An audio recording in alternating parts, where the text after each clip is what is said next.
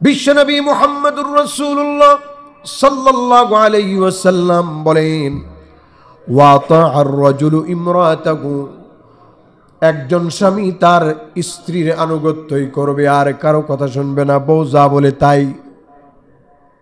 অথবা জাতি একজন মহিলাকে লিডার বানাবে, মহিলারা জাতি পরিচালনা করবে, ও পজিশন সব লিডার মহিলা। কথা বলেন ঠিক কিনা? রাসূল সাল্লাল্লাহু আলাইহি ওয়াসাল্লাম বলেন এগুলো গজবের কারণ। বলেন এগুলো কিসের কারণ? গজবের কারণ। আপনি নেত্রী দেখে আবার মনে মনে রাগ করেন না, আল্লাহর নবী যেটা বলছে এটাই ঠিক। জোরে বলেন কথা ঠিক কিনা? আপনারা বললেও ঠিক, না বললেও ঠিক। এর আরেকটা সূরত হচ্ছে মহিলাদের আনুগত্য করা হবে সর্বত্র।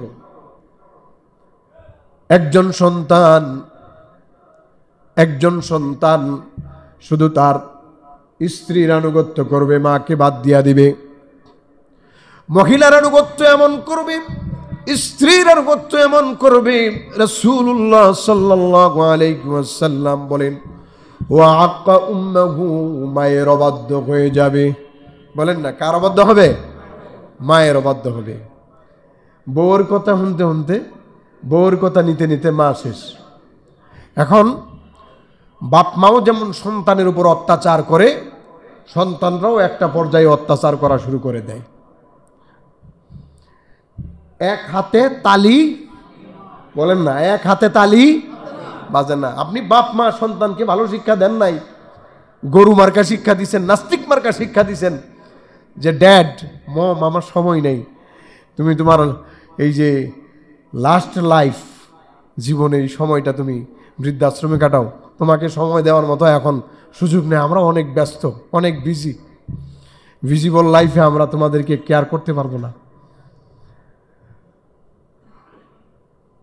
এই যে হারামি সন্তান, এই যে হারামি বাপ মা, আপনি আপনার সন্তানটাকে হারামি বানাইছেন। হারামির ফলাফল দেওয়া যখন শুরু করে, তখন তাবিজ নেওয়ার জন্য হুজুরের কাছে যান। আরে জিন্দেগি আপনি বরবাদ করছেন, তাবিজ দিয়ে হবে কি? জিন্দেগি আপনি শেষ করছেন, তাবিজ দিয়ে হবে কি? তাবিজে কাজ হবে না, বানাইতে হবে। গাছ লাগাইবেন আঙ্গুর, এনে বটগোড়া হবে না, আঙ্গুর হবে। বলেন কি হবে? আর বটগোড়া লাগাইলে আঙ্গুর হবে? তাহলে নিজেকে একেবারে তল থেকে, নিচ থেকে, একেবারে গোড়া থেকে গঠন করতে হবে ভালোভাবে, তাহলে সম্ভব।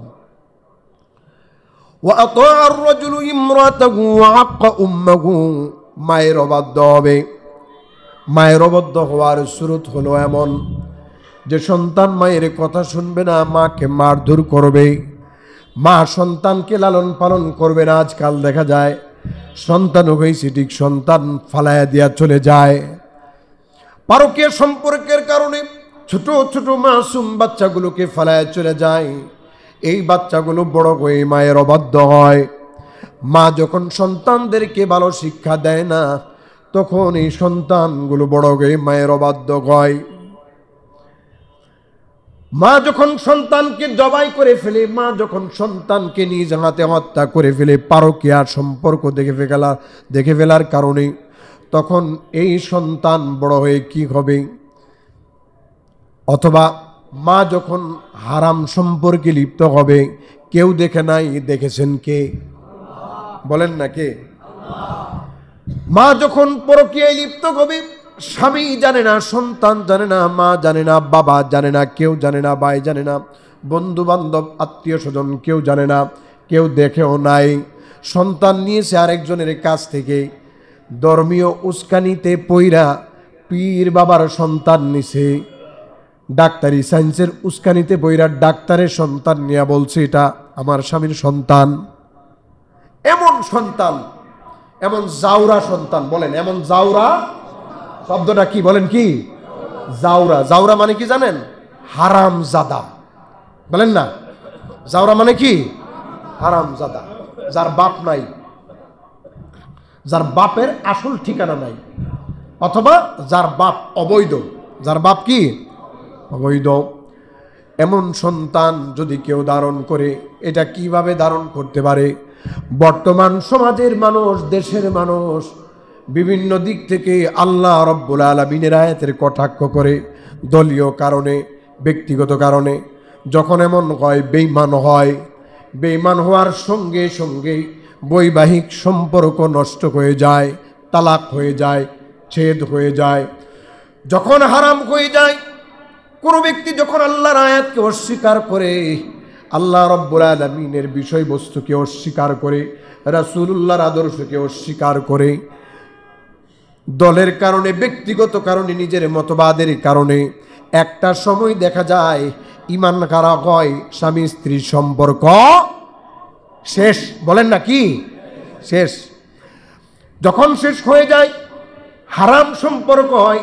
হারাম সম্পর্কের মাধ্যমে আপনাদের জিজ্ঞেস করতে চাই, হালাল সন্তান হয় না হারামজাদা হয়? হারামজাদা হয়নি? হয়। আরেকটা সিস্টেম হচ্ছে, দিন দিন শুধু তালাক বাড়তেছে, এত তালাক বাড়তেছে। এই মহল্লার ভিতরে আমার কাছে অনেকজন আসছে, কয় হুজুর আমি তালাক দিয়া দিছি 3টা। বলেন না কয়টা?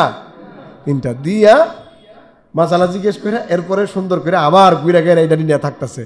দেখলে মুখটা গুইরা, মুখটা মাসা আপনার নিচে দিয়ে আস্তে করে উই গুইরা চলে যায়, কাছে আর আসে না। জিজ্ঞেস করে কিও ভাই কি অবস্থা? কয় ব্যবস্থা কইরা চলতেছি। এটা হালাল ব্যবস্থা না হারাম ব্যবস্থা? বলেন না হালাল না হারাম? বিশ্বনবী সাল্লাল্লাহু আলাইহি ওয়াসাল্লাম হাদিস শরীফের মধ্যে বলেছেন, শেষ জামানায় হারাম জাদা বেশি হবে। কি জাদা বেশি হবে? একসাথে চলতেছে, হায় হায় তালাক দিয়া একসাথে চলতেছে সুন্দর করে, হায় হায় দল কইরা কোরআনের আয়াতের অস্বীকার কইরা বিবাহের সম্পর্ক নষ্ট কইরা বেঈমান হইয়া হারামজাদা ফয়দা করতেছে। এই হারামজাদার গোষ্ঠী পিতামাতার বাধ্য হবে না অবাধ্য হবে? বাধ্য হইব? বাধ্য। কি কয়? বাধ্য হইব না অবাধ্য? বিশ্বনবী মুহাম্মদুর রাসূলুল্লাহ সাল্লাল্লাহু আলাইহি ওয়াসাল্লাম বলেন, শেষ জামানার মধ্যে আক্কা উম্মা মায়ের অবাধ্য হবে। আরেকটা সিস্টেম হলো, মা মনিব জন্ম দিবে, মায়ের সাথে মনিবের মতো আচরণ করবে, মালিকের মতো আচরণ করবে। মালিক যেমন দাসীর সাথে আচরণ করে, ঠিক তদ্রূপভাবে এই সন্তানগুলো মায়ের সাথে দাসীর আচরণ করবে। মালিকানা আচরণ। মালিকানা আচরণ বর্তমান সমাজে বাপ মার প্রতি আছে না নাই? আপনাদেরকে বলি, যে সন্তানদেরকে বাবা মা ভয় পায়, ওই সন্তানদের ধ্বংস, ওই সন্তানগুলো কেল্লাফতে শেষ। যে সন্তানগুলোকে বাবা মা ভয় পায়, বলেন যে সন্তানগুলোকে বাবা মা কি করে? ভয় পায়, যে মারধর করব, ভয় পায় ভয়ঙ্কর আচরণ করব, ভয় পায় ঘর থেকে বের করে দিব, ভয় পায় তাদেরকে হত্যা করে ফেলবে, ভয় পায় মানে অসংলগ্ন চূড়ান্ত পর্যায়ের খারাপ আচরণ করবে। এই সমস্ত সন্তানগুলো এমনিই শেষ। বর্তমান সমাজে বহুত এরকম আছে আমার জানা মতে। আগে বহুত নেতাগিরি করছে, এখন পোলাপানের পিঠা খায়। আছে না নাই? বহুত আছে, বহুত আছে। ঢাকা বিশ্ববিদ্যালয়ের শিক্ষক আছে, বহুত এরকম মানুষ আছে পিঠা খায়। কেন? আমরা আমাদের সন্তানদেরকে হক আদায় করতে পারি নাই। আল্লাহ আল্লাহ আল্লাহ আল্লাহ আমাদের হেফাজত করুন। রব্বানা হাব লানা মিন আজওয়াজিনা ওয়া যুররিয়াতিনা কুররাতা আয়ুন ওয়াজআলনা লিল মুত্তাকিনা ইমামা। রব্বুল আলামিন, আল্লাহ আমাদেরকে এমন সন্তান দাও, এমন স্ত্রী দাও, যেই সন্তান আমার জন্য চক্ষু শীতল হওয়ার কারণ হবে, যে স্ত্রী চক্ষু শীতল হওয়ার কারণ হবে, যেই সন্তানকে সমাজের মানুষ দেখেই বলবে এই সন্তানটা বড় ভালো, অমুকের ছেলেটা বড় ভালো, ছেলে ভালো। এমন সন্তান রব্বুল আলামিন আমাদেরকে দিয়া দাও, যে সন্তানগুলো আল্লাহওয়ালা হবে, যে সন্তানগুলো বাধ্য হবে, যে সন্তানগুলো নেশাখোর হবে না, যে সন্তানগুলো নেককার হবে। আমিন বলেন। এমন সন্তান আমরা চাই কি চাই না? তাহলে প্রত্যেক দিন আল্লাহর কাছে দোয়া করবেন যে আল্লাহ আমাদেরকে নেককার সন্তান দাও। রব্বি হাবিলি মিনাস সালিহিন। বিয়ার আগে দোলতবলা বাজাইবেন না, বিয়ার সময় হারাম কাজ করবেন না। বিয়েটা হচ্ছে ভালো সন্তান উৎপত্তি হওয়ার একটা স্পেশাল হৃদয় বন্ধন, শারীরিক বন্ধন, পারিবারিক বন্ধন, সামাজিক বন্ধন, এটাকে আপনি যখন হারামের মাধ্যমে নষ্ট করবেন, গান বাদ্য ইত্যাদি ব্যবহার এবং মদ্যপান নেশা ইত্যাদি বিভিন্ন রকমের ফুর্তি হারাম বিষয়ের মাধ্যমে, কবিরা গুনার মাধ্যমে একটা বৈবাহিক অনুষ্ঠানকে যখন আপনি হারামের মাধ্যমে জর্জরিত করবেন, এখান থেকেই হারাম জাদা পয়দা হওয়ার ভূমিকা শুরু হয়। কি জাদা বলেন না, কি জাদা? আরো জোরে বলেন। কারণ আপনি বিয়ে করাইবেন না, যখন গানের অনুষ্ঠানগুলো করবেন তখন মনে হইব। বলেন কি জাদা? বিয়ার সময় যদি হারাম অনুষ্ঠান, বৈবাহিক একটা সুন্দর সম্পর্কের মধ্যে, হালাল সম্পর্কের মধ্যে এটা যখন আপনি করবেন তখন মনে হবে, যখন হারাম দিয়া বিবাহ সম্পর্কটাকে অপবিত্র করবেন তখন হারাম জাদা পয়দা হওয়ার সূচনা হলো। কি জাদা? জোরে বলেন না। অনুষ্ঠান করার সময় মনে হবে, বলেন কি জাদা? হারাম জাদা। কি জাদা? হারাম জাদা। বারবার বলাইলাম তো মনে রাখবেন। হাদিস শরীফের মধ্যে রাসূলুল্লাহ সাল্লাল্লাহু আলাইহি ওয়াসাল্লাম এই জন্য বলেছেন, কিয়ামতের আগ মুহূর্তে ওয়াদনা সদিকা, মার অবাধ্য হবে, মায়ের অবাধ্য হবে, ওয়াদনা সদিকা, বন্ধু বান্ধবরা নিকটবর্তী হয়ে যাবে, জানে জিগর। মা জন্ম দিল, বাপ জন্ম দিল, খবর নাই, বন্ধু জানে জিগর।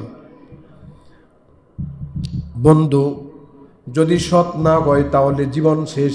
সোহবতে সালেহ তোরা সালেহ কুনাদ, সোহবতে সালেহ তোরা সালেহ কুনাদ, সোহবতে তালেহ তোরা তালেহ কুনাদ। সৎ সঙ্গে স্বর্গবাস, অসৎ সঙ্গে, বলেন না, সৎ সঙ্গে স্বর্গে বাস, অসৎ সঙ্গে সর্বনাশ। এই জন্য বন্ধুটা ভালো হতে হবে। বন্ধু এমন নিতে হবে যে বন্ধু আপনাকে সৎ বানায়, মিথ্যুক বানায় না, দিনদার বানায়, শয়তানের বন্ধু বানায় না।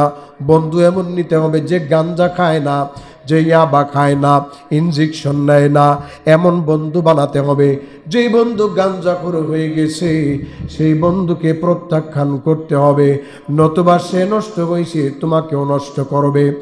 রব্বুল আলামিন বলেন, ওয়া ইখওয়ানুকুম ইয়ামুদ্দুনাকুম ফিল গায়ি সুম্মা লা ইউকসিরুন। এই ইয়াং ম্যান, যুবকরা শোনো, তোমাদের দুষ্ট বন্ধু যেগুলো আছে, গাঞ্জাখোর, বাবাখোর, বাপখোর যেগুলো আছে, যেগুলো নষ্ট, যেগুলো ভ্রষ্ট, যেগুলোর কেরিয়ার শেষ, এই সমস্ত বন্ধুদেরকে তোমরা কাছে ভিড়তে দিবা না। পারবা তো ইনশাআল্লাহ? নষ্ট বন্ধুদেরকে কাছে না দূরে? কাছে না দূরে? নষ্ট বন্ধুর একটা দোষ আল্লাহ কোরআনে বর্ণনা করছে। নষ্ট বন্ধুর দোষটা কি? যে নষ্ট বন্ধুর নষ্টামি করতে কোন রকমের কোনো কার্পণ্য করে না। কে বলছেন? কে বলছেন?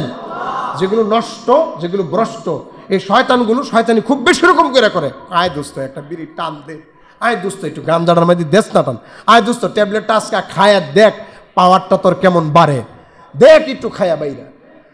এক ট্যাবলেট খাওয়ার পরে দৈনন্দিন 1 সপ্তাহ 2 সপ্তাহ এরপরে শুরু হয়, দে দোস্ত একটা টান দে, হিরোইনের মধ্যে মাত্র একটা টান।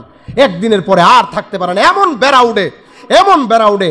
যখন এগুলোর বন্দি করা হয়, রিহাবে নেওয়া হয়, জেলে দেওয়া হয়, তারপরে আপনার পুলিশে নিয়ে রাখে, পুলিশ নিজেই এদেরকে নেশা জাতীয় দ্রব্য দিতে বাধ্য হয়। কথা বলেন ঠিক কিনা?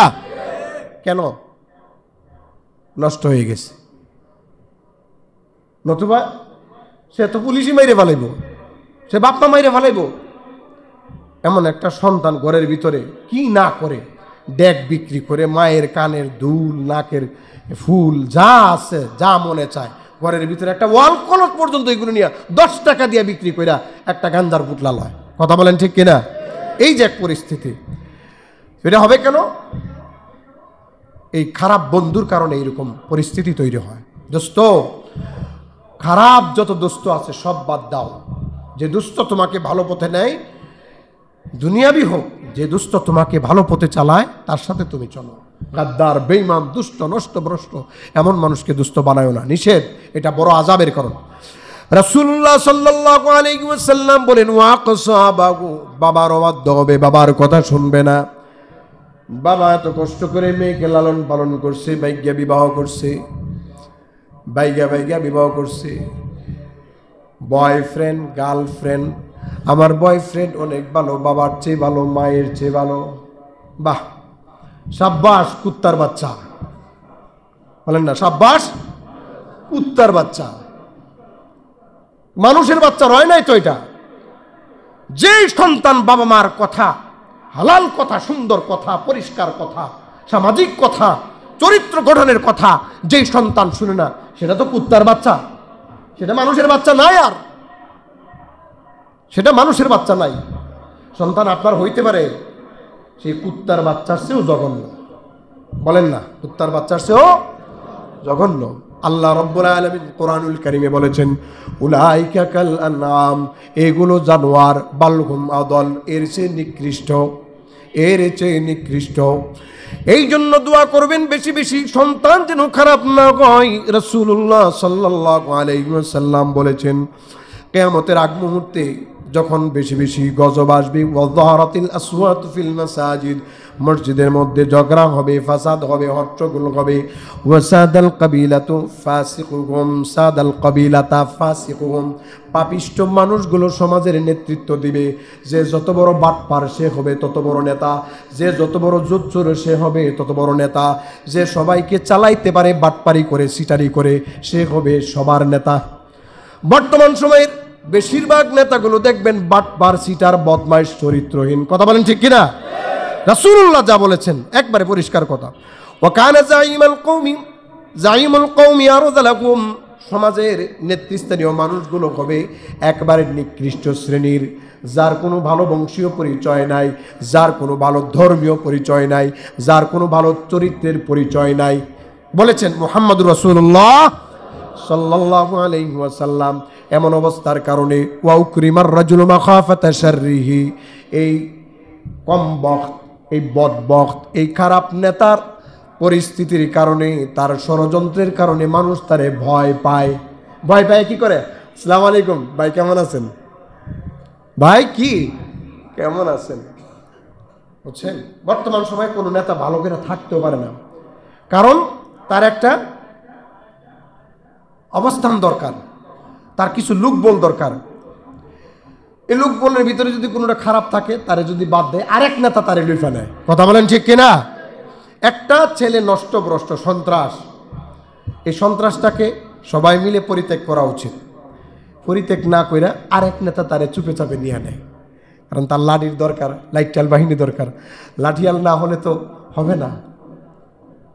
বিগত সময়েও এবং নিকটবর্তী সময়েও অনেক লোককে বলেছি, কি করা, আমরা তো পারতেছি না, এটা করলে ওইটা হয়, ওইটা করলে এটা হয়, আমরা বাদ দিলে আরেকজন নিয়ে নেয়। মুসলমান কোন পলিসির ভিতরে পড়ছে, কোন শয়তানের ভিতরে পড়ছে চিন্তা করতে পারবেন না। এই খারাপ নেতৃত্ব স্থানীয় মানুষগুলো মানুষদেরকে নিয়ে কি পরিমাণ পলিসি করে, বলে আয়াযু বিল্লাহি তাআলা। আমরা তো ভাই কোরআনের চোখ দিয়া দেখি, এদের চেহারা থেকে একেবারে কলিজার ভিতর পর্যন্ত দেখি, বুঝছেন? এই জন্য পরিষ্কার বলি, এগুলো যদি না বলি তাহলে আপনারাও বুঝতে পারবেন না, কারণ কোন সময় কোন পলিসিতে আপনারা ফালায় দেয় আন্দাজ করতে পারবেন না। রাসূলুল্লাহ সাল্লাল্লাহু আলাইহি ওয়াসাল্লাম হাদিস শরীফের মধ্যে বলেন, ওয়াযাহারাতিল কাইনাত ওয়াল মাআজিফ, শেষ জমানায় নর্তকী বাড়বে। স্কুলে নর্তকী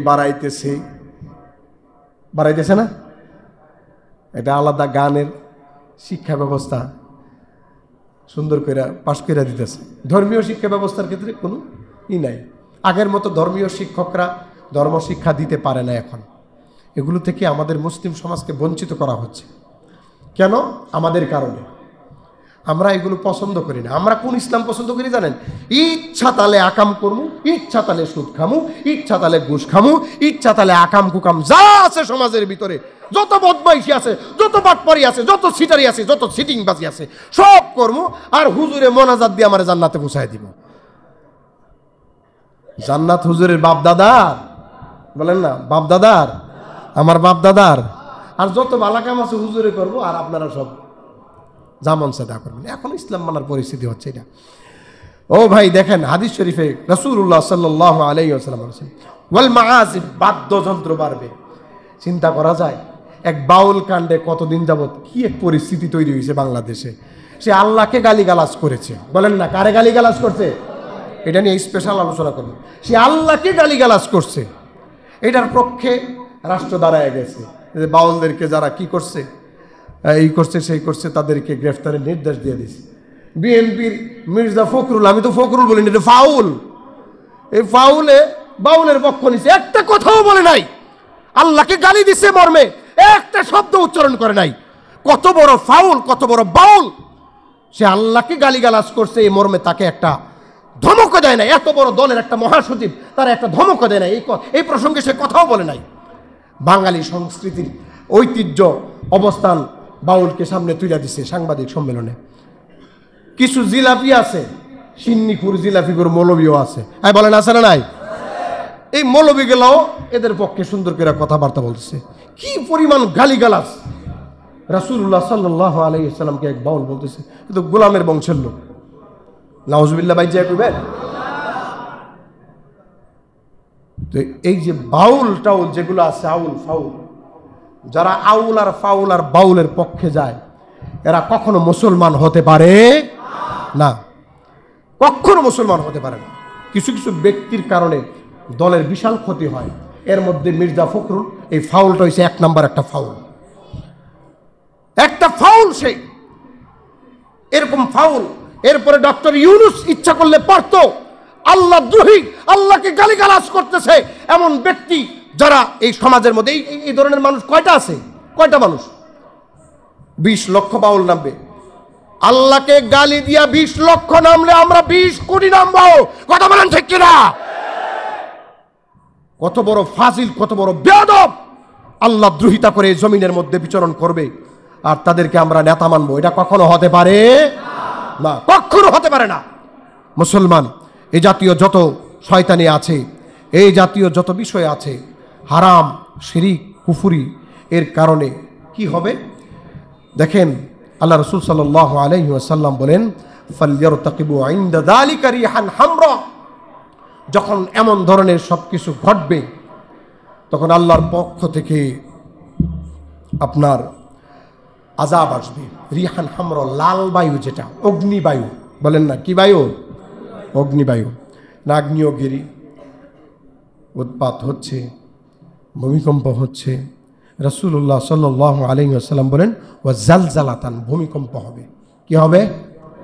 সবাই বলেন কি হবে? কি হবে? কি হবে? ভূমিকম্প হবে।